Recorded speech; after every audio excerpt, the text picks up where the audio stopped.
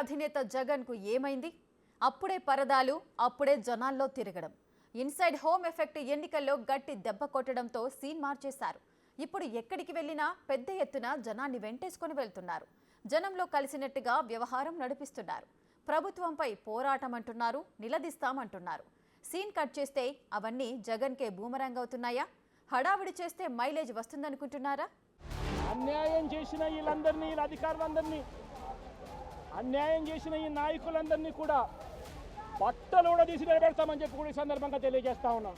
ఒక ప్రతిపక్ష నాయకుడు ఇక్కడికి వస్తున్నాడు అనంటే, రైతులతో మాట్లాడే ప్రయత్నం చేస్తున్నాడు అనంటే, కనీసం పోలీసుల భద్రత కూడా చంద్రబాబు నాయుడు గారు ఇవ్వని పరిస్థితి.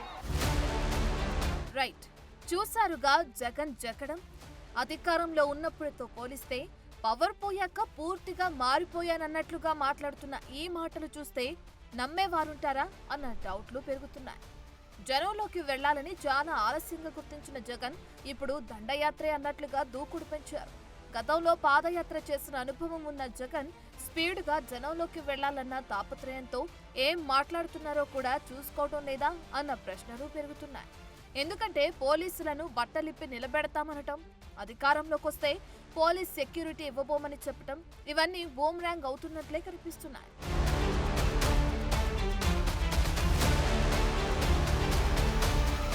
ఒక వేలు అవతలి వారి వైపు చూపిస్తే మిగతా వేళ్లు రివర్స్లో ఉంటాయి. మరి వాటిని ఎలా కౌంటర్ చేస్తారన్నదే కీలకం. తాను పూర్తిగా మారిపోయానని నిరూపించుకునేందుకు పెద్ద ఎత్తున క్యాడర్ను వెంటేసుకుని జైలులో వంశీని కలవటం, లేటెస్ట్ గా మిర్చి యార్డుకు వెళ్లి కూటమి ప్రభుత్వంపై దుమ్మెత్తిపోయటం ఇందులో భాగంగానే చూడాలంటున్నారు. అధికారంలో ఉన్నప్పుడు సీఎం హోదాలో జగన్ తాడేపల్లిలోని తన నివాసం నుంచి బయటకు వస్తున్నారంటే మొదటగా ఎక్కడికక్కడ ట్రాఫిక్ ఆపేసేవారు. ఆ తర్వాత ఆయన కనిపించకుండా పరదాలు కట్టేవారు. అక్కడితో ఆగకుండా జగన్ ప్రయాణించే మార్గంలో చెట్లు నరికేసేవారు. ఇవన్నీ ఎవరి సలహాతో ఎందుకు చేశారో తెలియదు. అంతిమంగా జగన్ కు చెడ్డ పేరొచ్చింది. 11 సీట్లకే పరిమితం చేసింది.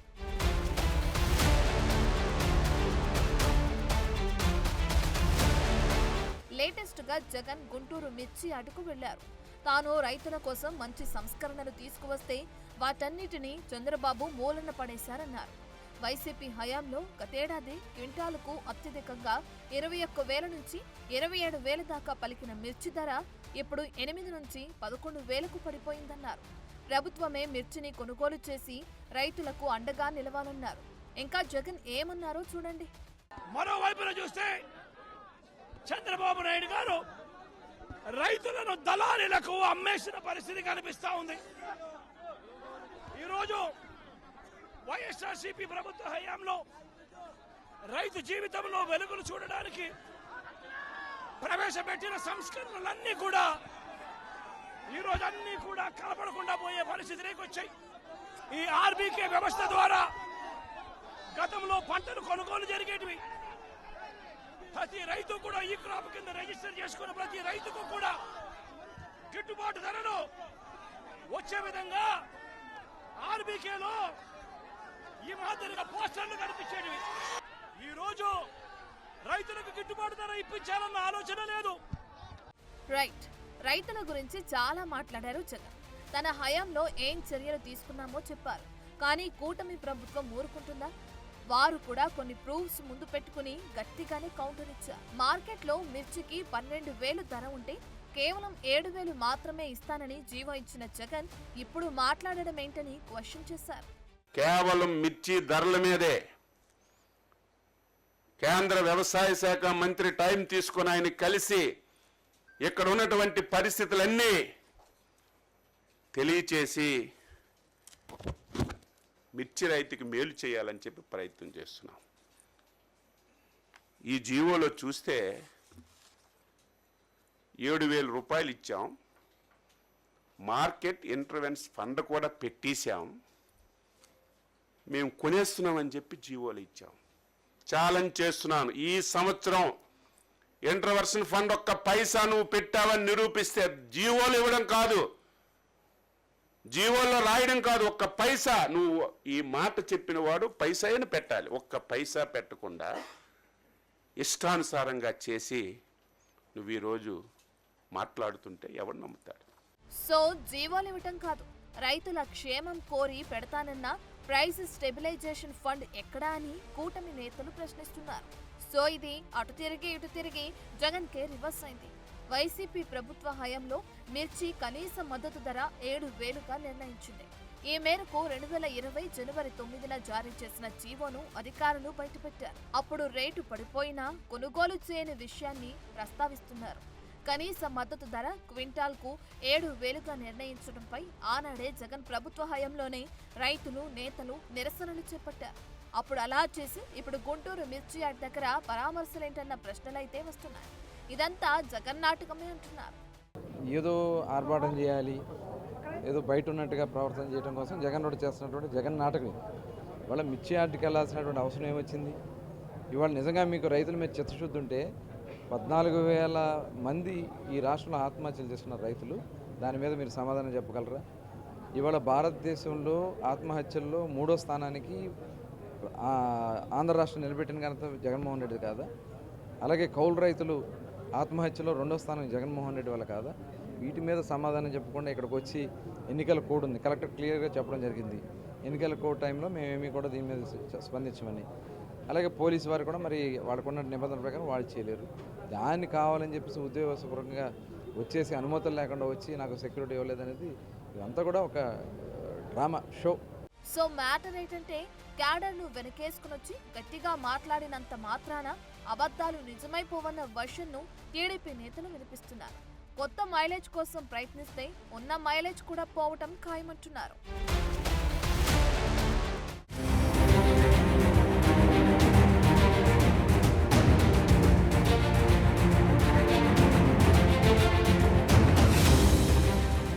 తాను మారిన మనిషి అని చెప్పుకునేందుకు మాజీ సీఎం జగన్ ప్రయత్నాలు పెంచారా అంటే అవునన్న సమాధానమే వస్తోంది. వైఎస్ మాదిరిగానే జనాన్ని కలిసిన తర్వాతే మిగతా కార్యక్రమాలు చేపట్టాలని అనుకుంటున్నారట. సో ఏ లెక్కలు ఎలా ఉన్నా జనం అధికారంలో ఉన్నప్పుడు ఎలా ఉన్నారు, ప్రతిపక్షంలో ఎలా ఉన్నారన్నది చూస్తారు. మరి ఆ మాత్రం లాజిక్ మర్చిపోతే ఎలా అన్న ప్రశ్నలైతే వస్తున్నాయి. ఫిబ్రవరి 19వ తారీఖున 2023 మంగళగిరి మంగళగిరిలో టీడీపీ హెడ్ ఆఫీసులో పట్టాభి అనే వ్యక్తి చేత వంశీ మీద భరించలేని విధంగా బూతులు తిట్టించారు చంద్రబాబు నాయుడు గారు. బలహీన వర్గాల నాయకుడు చిన్నా గారికి అండగా నిలబడటం కోసం వెళ్ళాం. అంటే నువ్వు మా పార్టీ బీసీ నాయకుడి ఇంటిపైన దాడి చేస్తే ఎవరు ప్రశ్నించకూడదా? బీసీలకు రక్షణగా నిలబడటానికి ఎవరు ముందుకు రాకూడదా? నీ ప్రభుత్వ హయాంలో బీసీల కోసం, దళితుల కోసం ఎవరు పోరాడినా వాళ్ళు నేరస్తులేనా? అదే కదా తమరు తెలియజెప్పింది. రైట్, ఇదే మ్యాటర్.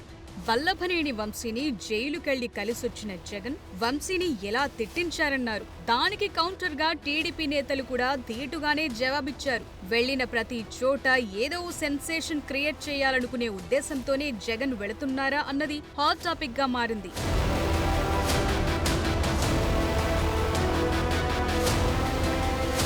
అధికారంలో ఉన్నప్పుడు జనంతో కలవటానికి ఇష్టపడని వైఎస్ జగన్ ఓడిపోయిన తరువాత తప్పులు ఎక్కడెక్కడ జరిగాయో గుర్తించారు. ఘోర ఓటమి షాక్ నుంచి కోలుకునే ప్రయత్నాలు చేస్తున్నారు. అధికారంలో ఉన్నప్పుడు తాడేపల్లిలోకి ఎవ్వరికీ ఎంట్రీ ఉండేది కాదు. ఎక్కడైనా సభలు, ప్రభుత్వ కార్యక్రమాలుంటే హెలికాప్టర్లోనే వెళ్లొచ్చేవారు.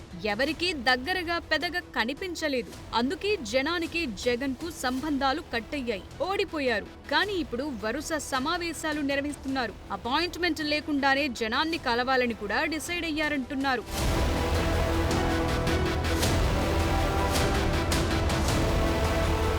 జగన్ ఇప్పుడు మాట్లాడితే జగన్ 2.0 ప్రభుత్వం వస్తుందని, అప్పుడు అస్సలు కథ ఉంటుందంటున్నారు. బెదిరించే వారిని బెదిరిస్తున్నారు. ఇన్నాళ్లు కార్యకర్తలను దూరం పెట్టడం వల్లే నష్టపోయామని ఒప్పుకుంటున్నారు.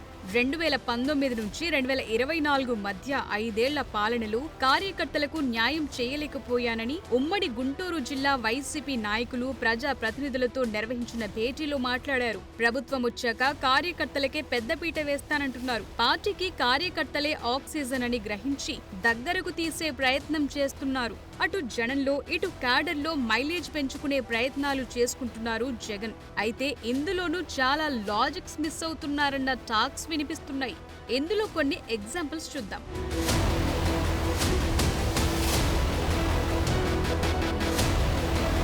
జగన్ అధికారంలో ఉన్నప్పుడు మాట్లాడితే చంద్రబాబు పవన్ పై తీవ్ర స్థాయిలో ఆరోపణలు చేశారు. వాళ్ళిద్దరూ హైదరాబాద్కే ఎక్కువగా పరిమితమవుతుంటారని కామెంట్ చేసేవారు. కానీ ఇప్పుడు జగన్ చేస్తున్నదేమిటన్న ప్రశ్న వస్తోంది.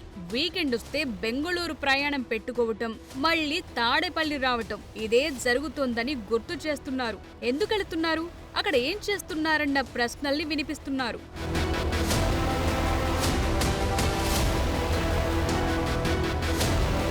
సో ఇప్పుడు గట్టిగా మాట్లాడినంత మాత్రాన అధికారంలో ఉన్నప్పుడు చేసిన తప్పుల్ని అవతలి వారు గుర్తు చేస్తారు. Matter same to same. Mileage పెంచుకోవాలంటే చాలా రూట్లుంటాయి.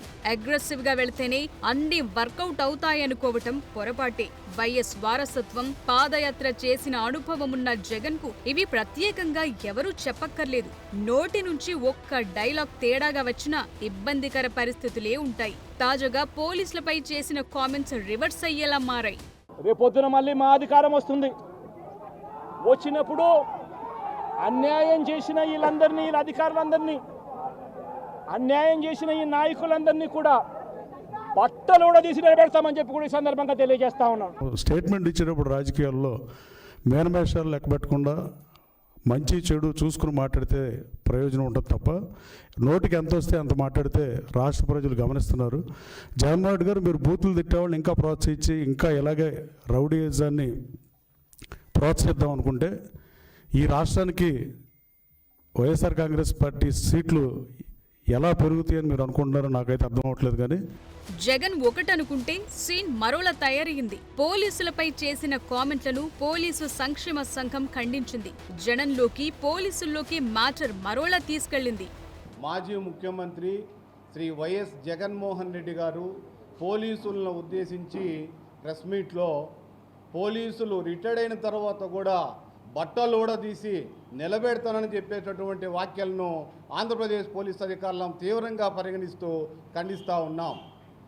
ఎందుకంటే గతంలో 9 నెలల క్రితము మీ ప్రభుత్వంలో కూడా ఇదే పోలీసులు పనిచేశారని చెప్పి ఒకసారి గుర్తు చేస్తూ ఉన్నాం. సో మాజీ సీఎం జగన్ ముందు సవాళ్లు భారీగానే ఉన్నాయి. వాటిని ఎదుర్కోవాలంటే దూకుడొక్కటే పని చేయదు, యుక్తి కూడా ఉండాలంటున్నారు. పరిగెత్తి పాలు తాగటం కంటే నిలబడి నీళ్లు తాగటం బెటర్ అన్నది తెలుగు సామెత. సో మైలేజ్ కోసం ఏదో చేద్దామనుకుంటే ఇంకేదో అవుతోందన్న వెర్షన్ను కూడా కూటమి నేతలు వినిపిస్తున్నారు.